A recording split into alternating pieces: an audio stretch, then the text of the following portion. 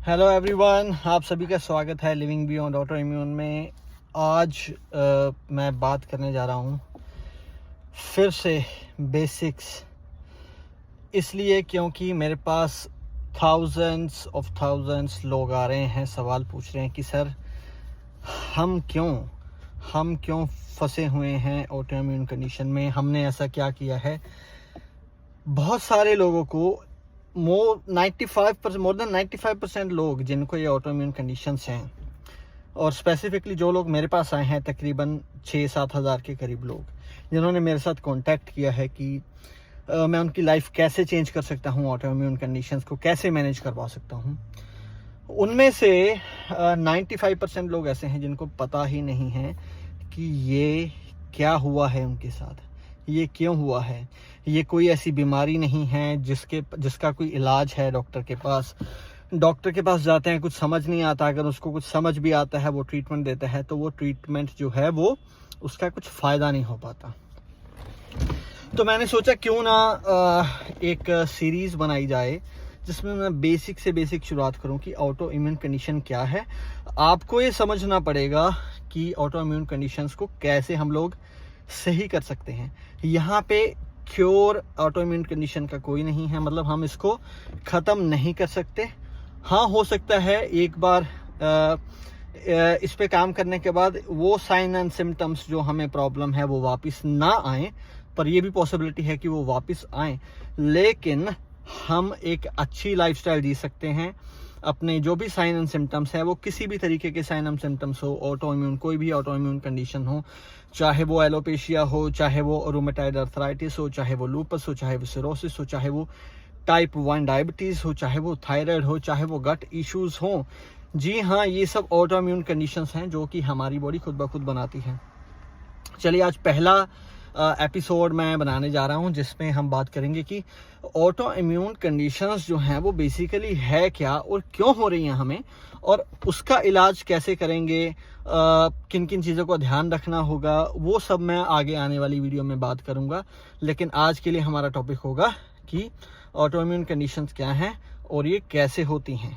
चलिए, सबसे पहले ऑटो इम्यून का मतलब है जो हमारा इम्यून सिस्टम है वो ऑटो पायलट मोड पे चला जाता है, यानी कि वो खुद से काम करना शुरू कर देता है और उसको ये पता नहीं रहता कि उसको हमारे अच्छे सेल्स को मारना है या बुरे सेल्स को मारना है। बेसिकली जो इम्यून सिस्टम है उसका काम होता है, जो भी खराब चीज़ें हमारी बॉडी में आती हैं, जो भी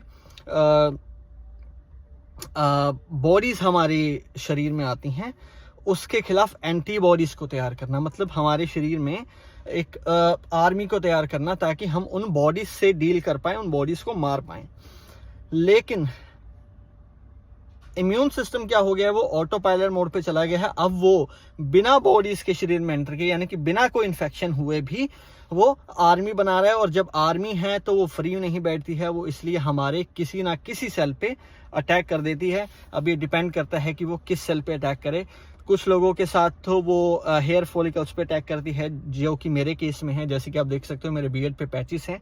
जब मैं बचपन में छोटा था तब मेरे सिर पे पैचेस होते थे, यानी कि वो इसको दुश्मन समझती हैं और हेयर फॉलिकल्स को अटैक करके उसको खा जाती हैं, जिसकी वजह से यहाँ पे बाल आना बंद हो जाते हैं। कुछ एक लोगों के साथ होता है कि वो आँख के कॉर्निया पे अटैक कर दी है। मेरे साथ ये भी कंडीशंस हो चुकी हैं, लेकिन अब मोर देन 6 मंथ्स हो चुके हैं, ये मैनेज है। 6 महीने से मेरे को ऐसी कोई इशू नहीं हुई है, लेकिन पिछले 1-2 साल में मुझे हर महीने, हर 15 दिन में ये चीज़ हो जाती थी। जब मैं आई ड्रॉप्स डालता था तो सही हो जाती थी, जब मैं ड्रॉप्स डालना बंद कर देता था तो फिर से मेरे कॉर्निया पे जो ब्लैक गोला है आँख के अंदर, इस पे एक वाइट स्पॉट आ जाता था और आँख में पेन होती थी। तो इसको मैंने मैनेज कर लिया है, क्योंकि आई वाली जो मेरी प्रॉब्लम है वो तकरीबन पिछले 5-6 साल से यानी स्टार्ट हुई है। लेकिन ये जो पैचेस वाली हैं ये मेरे को बचपन से है, इसलिए जितनी ज़्यादा प्रॉब्लम होगी, जितनी पुरानी होगी, उसको सही होने में टाइम लगेगा। लेकिन ये मैं आपको बता देता हूँ, अभी भी 70-80% क्योर हो चुका है। ये सिर्फ 20-30% बचा है, जो भी आप पैचेस देख रहे हो। होपफुली आने वाले 6 महीने में ये भी एकदम क्योर हो जाएंगे। चलिए, तो ये थी ऑटो इम्यून कंडीशन, जो कि हमारे जो इम्यूनिटी है वो ऑटो पायलट मोड पे जाके हमारे बॉडी में हेल्दी सेल्स को भी अटैक करती है और कोई ना कोई प्रॉब्लम क्रिएट कर देती है। अब ये ऑटो इम्यून कंडीशंस पैदा कैसे होती हैं? ऐसा क्यों होता है कि हमारी बॉडी जो है, जो इम्यून सिस्टम है, वो ऑटो पायलट मोड पे जा चुका है? तो देखिए, जब आप किसी भी डॉक्टर के पास जाएंगे ना, चाहे वो एलोपैथी का डॉक्टर हो, चाहे वो होम्योपैथी का डॉक्टर हो, चाहे वो आयुर्वेदिक डॉक्टर हो, तो वो क्या करेंगे, वो आपको सिम्टम्स की दवाई देते हैं सिर्फ, वो रूट कॉज की दवाई नहीं देते। यानी कि जैसे मेरे पैचेस हो गए तो उन्होंने बोला मिनॉक्सिडिल लगा लो, ठीक है। अब मिनॉक्सिडिल से क्या, वो सिम्टम, वो बॉर्डनेस जो सिम्टम है उसका ट्रीटमेंट है, लेकिन जो रूट कॉज है जो कि ये क्रिएट कर रहा है, वो उस पर कुछ काम नहीं कर रही जो मेडिसिन है।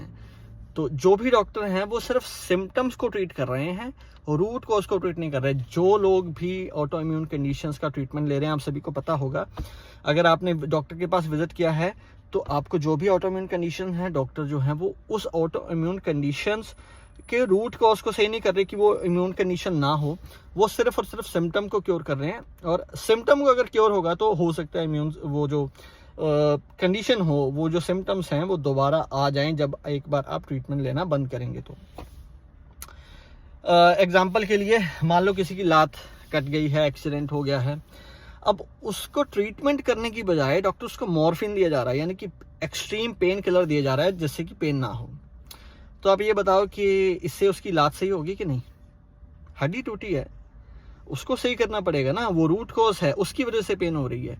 तो मॉर्फिन देने से उसकी पेन टेम्परेरी सही हो जाएगी, क्या वो परमानेंट सही होगी? क्या उसकी लात सही होगी? जब उस मॉर्फिन का असर होगा तो फिर से जो है वो उसकी पेन स्टार्ट हो जाएगी। इसी तरीके से ऑटो इम्यून कंडीशंस हैं। ऐसी कोई भी मेडिसिन नहीं आई है या कोई भी ऐसा ट्रीटमेंट नहीं आया है डॉक्टर के पास या होम्योपैथी में या एलोपैथी में या आयुर्वेदा में जो कि ऑटो इम्यून कंडीशंस को सही कर पाए। इसलिए ये हमारी रिस्पॉन्सिबिलिटी बन जाती है कि जब हमारे पास कोई और सोर्स नहीं है तो हम खुद से अपना ध्यान रखें और इस कंडीशंस को, ये जो सिम्टम्स हैं, इनको मैनेज करें। तो ये मैनेज हमें करने होंगे, वो मैं आने वाली वीडियोस में बताऊंगा कैसे मैनेज करेंगे। लेकिन आज जो है वो मैं बताऊंगा कि ये होते कैसे हैं, क्या क्या कारण हैं ऑटो इम्यून कंडीशंस ट्रिगर होने के। सबसे पहला कारण है स्ट्रेस, जो कि सबसे बड़ा कारण माना गया है। जब भी बॉडी में स्ट्रेस होता है तो हमारा इम्यून सिस्टम जो है वो डाउन हो जाता है, वो कंफ्यूज हो जाता है, उसको पता नहीं चलता कि उसको क्या करना है। तो आपको किसी भी तरीके का स्ट्रेस है, चाहे वो फाइनेंशियल है, रिलेशनशिप को लेके है, जॉब को लेके है, या फिर पेरेंट्स को लेके है, किसी भी चीज़ को लेके कोई स्ट्रेस है, तो कोशिश करिए उसको जल्दी से जल्दी ख़त्म करिए। जब आपका स्ट्रेस ख़त्म होगा या कम होगा तो ये ऑटो इम्यून कंडीशन सही होना शुरू हो जाएंगी। लेकिन ट्रिगर तभी होती हैं जब कोई व्यक्ति क्रॉनिक स्ट्रेस में जाता है या वो किसी ट्रॉमा को याद करता रहता है। एग्जाम्पल के लिए, किसी के साथ बचपन में कोई ऐसी दुर्घटना हुई जिसको वो अभी भी याद करता है बार बार और सोच के थोड़ा स्ट्रेस हो जाता है, एंशियस हो जाता है, तो ऐसी चीज़ों में ऑटो इम्यून कंडीशंस ट्रिगर हो सकती हैं। दूसरा कारण है फूड, प्रोसेस्ड फूड। जितना ज़्यादा प्रोसेस्ड फूड कंज्यूम करेंगे उतने ज़्यादा चांसेस हैं कि जो हमारे गट बैक्टीरिया हैं वो इम्बैलेंस होंगे, और इम्बैलेंस होंगे तो जो लीकी गट हो जाएगा हमारा, यानी कि जो भी हम खाएंगे वो अच्छे से डाइजेस्ट नहीं हो पाएगा, प्रोसेस नहीं हो पाएगा।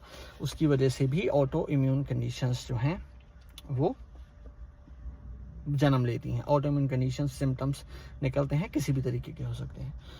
तो स्ट्रेस है, फूड है, तीसरा है टॉक्सिन्स। एनवायरनमेंट में जो भी टॉक्सिन्स, अगर कोई केमिकल्स, कोई टॉक्सिन्स हमारी बॉडी में जा रहे हैं, चाहे वो खाने के माध्यम से पेस्टिसाइड्स हों या किसी हवा के माध्यम से हो, तो उसकी वजह से भी ऑटो इम्यून कंडीशन हो सकती है। तो 3 चीज़ें हैं, आप लोगों को ध्यान देना है। ये 3 कारण हैं ऑटो इम्यून कंडीशंस होने के, स्ट्रेस, फूड हैबिट्स, और तीसरा टॉक्सिन्स का या केमिकल्स का बॉडी में चले जाना।